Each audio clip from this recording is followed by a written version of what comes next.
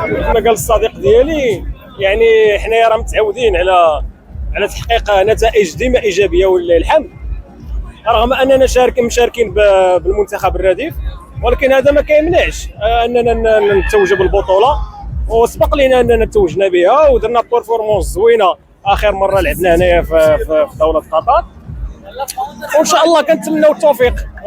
ورساله ديالي للسكيتيوي، لي شوا ديالك حاول تحسن لي شوا، راه كاينين لعابه وكاين البوتونسيال، وكنتمنى ان شاء الله نشوفوا ديما مغرب ديما مغرب ديما مغرب. ان شاء الله نشوفوا خالد عتوار خان ان شاء الله، راه لعاب زوين.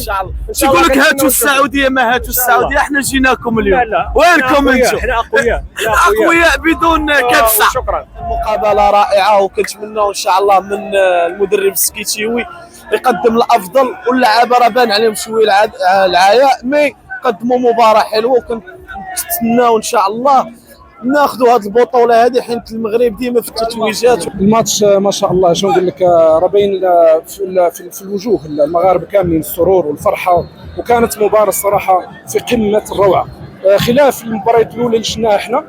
ما كانش بهذا يعني بهذا التكتيك وبهذا التركيز العالي وبهذه التقنيه.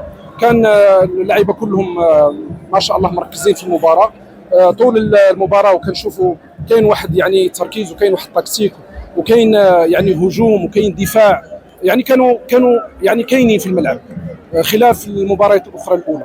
ولا مشاو في هذا يعني في هذا التكنيك اللي لاعبين فيه، وبهذه الطريقه هما باش يلعبوا، راه كنظن باذن الله سبحانه وتعالى غنقدروا نوصلوا للفاينل ان شاء الله، والكاس المغرب ان شاء الله باذن الله.